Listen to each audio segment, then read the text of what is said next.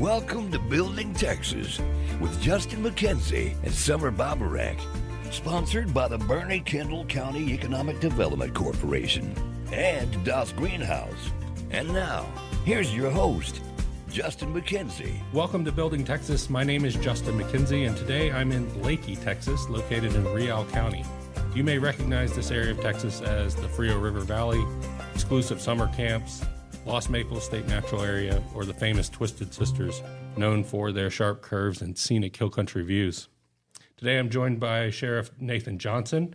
We will be tackling the reality of sparsely populated rural Texas with a median income of $25,000 a year, the challenges of human trafficking, organized drug smuggling, seasonal tourism, and an upcoming eclipse. So, Sheriff Johnson, thank you for joining us today. Yeah, thank you so very much for having us, and we appreciate you being in Real County. A lot of people will come down here and they'll say, how do I say, is it Leakey, Leakey? We always know if they're from here or not if they call it Real County and it's Leakey. But it's supposed to be Real County and Leakey. What brought you to Real County? We're a little bit out of the way. I'd have to go back. I'm from Arizona. When I got out of the military, I met, like a lot of guys, I met a gal. And my wife, Lanice, is from Reagan Wells, which is just south of Leakey. So this area has been our home intermittently for the last 30 years. And today, and I know for the last 30 years, you've made a lot of impact in this region in a number of different roles. Where are you making an impact today? I'm the elected sheriff of Real County. I'm finishing my second term, or 4-year terms. I'm running unopposed for 4 more years, and that's a blessing. But the folks of Real County elected me to be their sheriff, and I look at my job and the job of the deputies that I hire to be threefold. And I tell my deputies that there are 3 main jobs you do, and they're in this order. The first one is to protect life and property. That's our number one job. The second one is to keep the peace, and sometimes that means playing daddy and mommy to the county or whatever you need to do, but keeping the peace. And the third one is to uphold the rule of law and uphold the law so that people have a safe environment to do their jobs, raise their children, go to church, whatever it is they choose to do. We want to make an environment where that's unencumbered by either criminals or by people who are just being necessarily disorderly or disruptive to someone's pursuit of happiness. And we look at our goal as to assist the public with whatever is necessary within the legal means to take care of them, provide for their safety, and to encourage them to have a good life. Now, a lot of people come out here to enjoy their life as tourists. Yes. So when people think of the Frio River, they're going to think of this area. But that means you see a population shift from about, I think, 2,500 people in Real County, citizens on the census data. Correct, which is a little misleading because there are about 2,700 people that are on the census as living here. There are a lot of, I would say, half again that number or twice that number who have a second home, who are here, especially since COVID, and they work from home. They are registered somewhere else, so therefore they're counted on the census in Austin, San Antonio, Houston, wherever. But their second home is here, and this is where they stay. So we have about 5,000, 6,000 typically in the county at any time. Then, in addition to that, because we have the Frio River and we also have the Nueces River, we have the headwaters of both the Frio and the Nueces. And the whole concept has changed in the last 25 years from more of a farming, ranching, cedar cutting area to tourism. And people come because you can stand in water up to your shoulders and count your toes. It's that clear. And so people want to enjoy that. And so a lot of people have changed what they do to make a living to facilitate that type of tourist behavior. And so they build cabins on their property. They run tube shuttles. They do kayaking rentals, things like that participate. And of course, then there's the other things, the restaurant business and other things. And then there's cleaning of all those cabins, et cetera. So there's a small cottage industry around the tourism on both sides of the mountain. It's interesting to me because when I think of the cottage industries that are coming in, it is tourism, it spikes. We talk about the eclipse coming in April. I'm certain you're taking steps. All these cabins are going to be full. Yeah, they're already booked. What does that take you to population-wise? And that could be even larger than our normal bump, but we have a large bump in the summer, peaking at the 4th of July, where we have 30 to 40,000 people in our county. And that will be an ebb and a flow from when school gets out until basically 2-a-days start for football, you're going to have a dramatic increase in population. And of course, that means a dramatic increase on public services that are required, your ambulances, your fires, your car crashes, we have a lot of more. There's weekends we have 5,000 motorcycles in our county driving the Three Sisters. And of course, we have to airlift a lot of them out because the roads are beautiful, but if you don't pay attention, it's easy to crash. And then there's also wildlife that crosses the roads, and they string rocks and gravel. And like I tell the motorcycle drivers, you can't drive on marbles. And if there's rocks there, you have to really be careful. As someone who rides the roads on a bicycle, I think even worse it is. I know people that ride bicycles out here, and that has to be an incredibly difficult thing for you to see because you see the mortality, you see the dangers, the wide spectrum of people on these roads. Right. And a lot of people, I'm a motorcycle driver. I have a plate in my head from motorcycle driving. I still have a motorcycle. But I know now even more clearly than I knew in my 20s and 30s that they're extremely dangerous. And so in addition to motorcycles and bikes, we also have runners. We have joggers that are doing these races and running up and down the mountains. So you have people on foot, people on bicycles, motorcycles, and then you have the fast cars, the car clubs, the Corvette Club or the Porsche Club or whatever, and they come out here. So it can create some really interesting traffic control. They don't all call ahead and coordinate their use of it. It would be nice if they would. But that's interesting because the other element of what you have in this county is you're not far from the border. Right. So I'm from Del Rio originally. I was there recently. I saw Florida Highway Patrol, Florida game wardens here, all supporting border operations. Right. But you're one county removed from that in most people's minds. But I have to believe you have the trafficking and all of the things coming north. Yes. And going through this county. Absolutely. And for years, there was very little of that. There was some human trafficking, some smuggling, and some walking, people that come across illegally. But we are not on the main route. Mm-hmm. So we are not a clean shot to anywhere. Coming here, you have to be coming here. For years, the smugglers did not frequent us very often. But as more Texas law enforcement, with the assistance of other states and the Border Patrol and all of these agencies, as they put pressure on the main thoroughfares, then that starts to squeeze out the people that are taking alternate routes, and that's where we get them. So our smuggling has increased dramatically. I would say over 2/3 of my criminal court docket is smugglers that we've caught. And it's dangerous because they come through our towns 100 miles an hour, through school districts. We've had them come right through while kids are letting out. They come through at night. It's been a very difficult thing, aside from just the criminality of it, and trying to take a stand against the people that are being smuggled and being trafficked, because they're often victims as well. They are breaking our federal laws, but they're also being trafficked in many regards. And there's a lot of children sometimes and younger people under 18. And we've seen it dramatically increase. It's been very destructive. And we know we're not going to stop it, but we're just trying to take as strong a stand against it as we can. We tell them that don't come to Real County, because if you do, you're going to get arrested. Your car is going to get impounded. Things are going to happen that are not comfortable for you, and go somewhere else. That'd be great. But we still have them come through, and when you're doing high-speed chases, it's dangerous. When you're doing high-speed chases on the Three Twisted Sisters, it's extremely dangerous.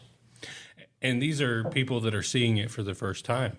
Yes. Yeah. They're not out here vacationing. They haven't been coming here for years. They're getting through here as quickly as they can. Yes. How does that look from a mutual aid standpoint or from the state?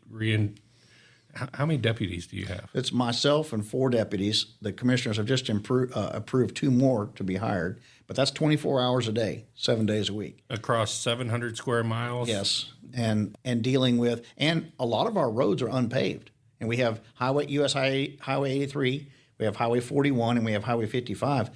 Most of the rest of it is unpaved. That's why we run almost all 4-wheel drive vehicles, because a lot of our calls for service are on unimproved roads or very slightly improved roads. And people, we were talking earlier about the Texas Panhandle and how the canyon lands, people don't understand, there's switchbacks in the Panhandle. Out in Real County, there's switchbacks and some rough roads. This is not easy terrain. It's very steep, valley. dangerous terrain. It is. The topography is, in many regards, what has insulated us for a long time from just your general ebb and flow of smuggling, because the topography is not conducive to, and these are business people. They're in to make money. And you don't go to Kansas City via Omaha. So you don't go to Dallas, Fort Worth, Houston via Real County unless there's pressure points that stop you from going the regular way. And as we've seen a huge uptick in that, then that's begun to affect us. So as we take a step back, and I want to talk more about the people that live in Real County, and you and I have shared some conversation over time around how are we preparing kids for the future? I've seen some boutique industries, the river floating, the tourism come in here, but in reality, where are the jobs of the future? Are kids graduating high school and leaving? Or are they graduating high school and staying? And what does that opportunity look like in Real County? And that is a very big challenge for our community, because there are not a lot of, let's say, a college-oriented jobs here, such as being an accountant, being an attorney, being being part of the medical facility industry. So many of our kids find themselves not leaving, or go to college for a semester or two and come back, and then they sometimes get caught in just whatever job is available, working at the Pizza Hut, or the pizza place, working. And not that those are bad, but that there's not a whole lot of longevity in that, to have your own home, to have a car, all these things. And we do have some programs, and I would like to see them much, much greater emphasis put on the trades, because so many of these kids, they would make great plumbers, electricians, HVAC, computer technicians even. And there's a lot of those jobs here. And since COVID, we've seen that there are a lot of people that are working from home here, but they're not from here. They have a job somewhere else, and they have a second house here. And so they've made this their new office because of fiber, and you can work off the internet, et cetera. But for our kids growing up, we really aren't giving them, to the degree that I think we could, the skills to even come back and stay in a small town. Every small town needs a plumber. Every small town needs an electrician. Every small town needs HVAC. We all want our heaters and air conditioners to work. One of the big things we have is we don't have very many auto repair places. That's a huge industry. We do have a couple of those small mom and pop type things, but a lot of them can't afford the computerization that's necessary to work on your modern car. They can change a tire, they can fix an oil pump, things like that. But if it comes to diagnosing things, you've got to drive 60 miles south or north or east in order to get your vehicle. So your options there would be Uvalde, Hondo, or Bandera? Kerrville. Mm-hmm. Yeah. And that's difficult. We're going to take your car over there, drop it off, get someone to bring you back. Then you have to take someone to get you back there. It just makes it more difficult. And then you're without your car. And unless you have a good friend or a spouse with another car, it's tough to get that done. But that's the reality of doctor's visits. Yes, it is. Probably hairdressing.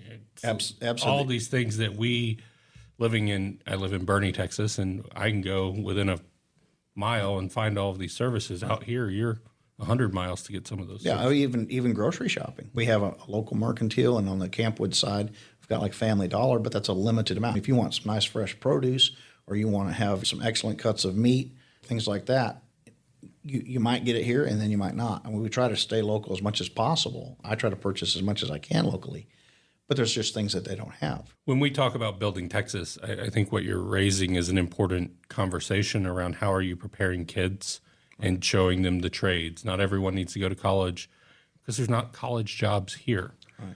But what jobs are here, and how do you create that? Because my fear is, looking at your median income, looking at the scale and size of the county, you have about 22% below the poverty line. Right.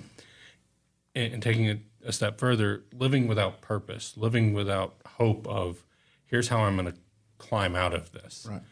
We have a lot of organizations in bigger cities and bigger regions and areas that pour into those people.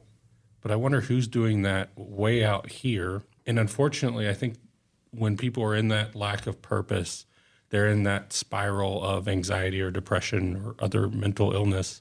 And that creates substance abuse. Substance abuse, and criminality. Yeah. Our Kendall County Sheriff, Al Auxier, says, I became the place for all of the people that needed help. They started showing up in my jail. And so we've done a lot of work and attribute to a number of people collaborating across a county government system to say, how do we give them purpose? How do we give them hope? But how do we have a behavioral health advisory coalition that's ensuring that we have the services, that we have crisis management? Who's doing that in a rural county? It's very limited. HEB Foundation has done some, tried to establish a foothold here with some services. We have our churches, which are our fallback, and we have some of our ministers have gone and gotten some training to do some extra, not just be in the pulpit every Sunday, but actually help reach out to those people that are in those situations, that entrapment of a death spiral, as you called it. So it gets down to money. A lot of people would like to see some of those services done, but who's going to pay for it? And how is that going to work? I think, like anything, it's step by step. And what you have to do is, going back to your talk about purpose, it's not just purpose for those people that are in the dregs of society or in the lower elements with their foot caught in a trap. It's purpose within our government office. It's purpose within every element of our society. And when I took over as sheriff here, and this may astound you, but we still hand wrote our dispatch notes. We did criminal reports for referral to the prosecutor as a Word document. And that was good and functional for many years, but that's not where you're supposed to stay, because if you do, you're going to get passed up. So, because this community started changing from a sleepy little community that had farming and ranching and a few of the little things. It started in the 90s with Concan and their development. And so a few people up here said, put some cabins on a river and see what happens. And now it has dramatically changed so that we have very little farm and ranching, really. We have hunting with our exotics, and we have our tourism trade that centers around both rivers. And as a matter of course, your law enforcement needs change. And so therefore you have to begin to prepare yourself. And to attract people to come to work for you, you have to have something to offer them. You can't say you're going to come to work, and by the way, you have to bring your own gun, your own raincoat, your own body armor, your own cell phone, because people are going to be like, I can't do that. And every purpose, every agency within the county has to have a purpose too. And your purpose has to be to have growth, not just for growth's sake, but growth so that whatever it is, you're doing it effectively and efficiently, and that you have a plan of how to make that fit hand in glove with the needs of the community. Whether that's the road department. I mean, our road department had huge strides to make, and Judge Bella Rubio has really taken that bull by the horns. She's in her second term and really made some dramatic improvements. When you have a bunch of dirt roads, they're always in disrepair. Mm-hmm. But she's made a concerted effort to get the road department the equipment they need, to have a plan of service to get that out there. And that purpose within government helps too. And a lot of our businesses are growing, and the commissioners now are having to look at how much available water do we have? Because yes, we could literally grow ourselves into no water. You ran out of water this summer, Yes, from what I remember. It was basically a 10-year drought. And after a while, all the caves and crevices and springs are dry, and our river water started dropping. And the more straws you have in that pool, the less surface water you're going to have. In all of that, I wonder who is driving economic development out here, because that is a link in a lot of counties and areas that ties together the coordination of all of these public servants, public offices into here's where we're going economically. I think, the Hill Country Alliance, I think, is beginning to have maybe that a little bit broader net approach.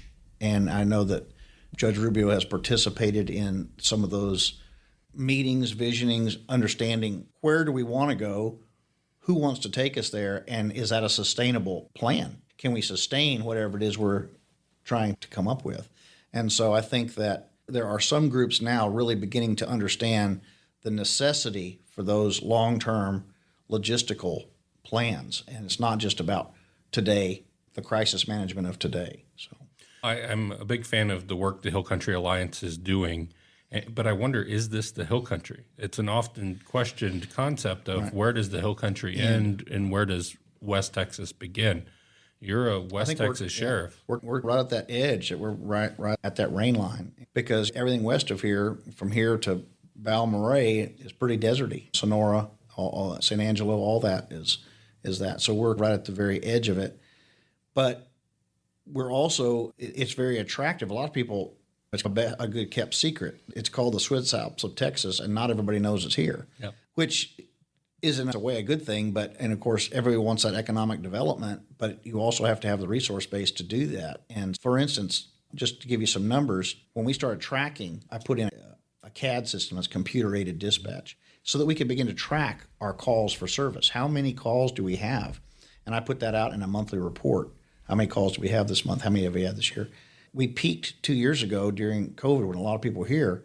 We had 6,069 calls for service. 6,069 times the phone rang, and not just to ask if we were doing well, but to ask for help. So if somebody needed to do something with 6,069 times, that's either fire, EMS, law enforcement. Is that over a year? Yes, 1 year. But if you take 4 deputies and volunteer fire. Right. Exactly. And volunteer EMS. Volunteer EMS. Yes. And so that can become... And let me emphasize a point. These are volunteer fire, volunteer EMS yes. in a region with a median income of $25,000. So I don't suspect that they're far from that in their daily living and how... No. They're volunteering, giving their servants... And they're not independently wealthy either. No. So they are participating as members of this community. You know, it's like one of the things that we also get. There's not enough of us to go around. When we have district court and we have 40, 50 people on our district docket, there's not enough deputies to transport them all in, run the metal detector, keep the judge safe, and answer calls in the county. So we actually have a posse. We have a sheriff's posse. And these are people who have been vetted and have something skill set to bring to the table, and they come assist us during those days, or I wouldn't have the manpower. So this community is extremely generous with who they are. And when we talk about giving people the shirt off their back, there's people in this community, absolutely, there's a lot of them that will do it. And they serve their fellow man in every way they can. But when you have 6,000 calls for service in a small little community, and this year we're probably going to hit 4,800, somewhere right in there. But that's a lot of times that the phone rings and somebody's got to go do something. I want to wrap up with a call to action and really get your thoughts on where do you find your optimism for the future? And then how do you instill purpose? I know in your background, we didn't talk about you a lot today, but that's okay. You've impacted a lot of people individually, putting them on the right course, helping them find values that I believe you picked up early in life and then reinforced with the Marine Corps and other places that you've served. Where do you find optimism for a community like this? I'm very excited about, the Bible tells us where there's no vision, the people perish. So if there's vision, if you're moving forward in any way, and I'm very excited about where we're going, even with the sheriff's office. You know, doing things just like keeping the folks informed and being transparent has been just a big lift to our community. I have a sheriff's app that we put out. My community loves it. You can download it wherever apps are sold. Rial County Sheriff, it's for free. Keeps people informed. And then we get a lot of help from our community. Oh, I know where that wanted guy is, or the missing horse, or whatever it is that's on there. So we get a lot of help. And I see as our schools develop, and I think we're starting to turn that corner where we really start to understand that we need to get the trades into school, and we need to actually focus not on sending everybody to college. And I have terminal college degrees, but not everybody needs to go to college. I'm doing a job that requires a high school diploma. And just because you have a degree doesn't mean that you have necessarily success in that. But I think helping people understand in the community that their government is serving them, and we're here to help them have a successful life, and to help youth understand that accountability, that we're all accountable, and that the law is not there just to hold you down, but that I want to help you aspire to be all you can be. And I tell people it takes $40,000 or $50,000 a year to keep somebody in the penitentiary. It takes almost nothing to keep them out. A few hot dogs, hamburgers, take a kid on a hunting trip, take them scuba diving, backpacking, sit around a campfire and tell stories, just get somebody to bring a guitar and pick a tune. All those things give those kids, any kid, and if you can touch 5 lives or 500, however many you can, Those are kids who are not going to go down that path of destruction, and they're going to think, oh, I think that this is a better way. And we see that in whether they're coaches or anybody else. Our job as the sheriff is to, like I said in the beginning, is to facilitate any investment in our young people that we can, to make that something that's healthy and good. Sheriff Johnson, thank you for the way that you're building Texas and serving the citizens of Real County. Thank you for the opportunity. Appreciate it. This is Justin McKenzie from Building Texas. Today's segment is brought to you by Das Greenhouse. Das Greenhouse is a business incubator launched here in Boerne to serve our local community. Das Greenhouse is a place where you can come to grow your idea. Our goal is to make Boerne accessible to people who are looking to grow a business, expand a business, or learn more about what's out there in their community and get involved. Visit us at dasgreenhouse.org or come visit us at 7 Upper Balcones Road, Boerne, Texas. Das Greenhouse. Boerne Radio 103.9 FM. Now let's head over to the Patrick Heath Public Library with Miss Constance for Children's Story Time. As the Patrick Heath Library is open today from 10 to 4, this is Boerne Radio.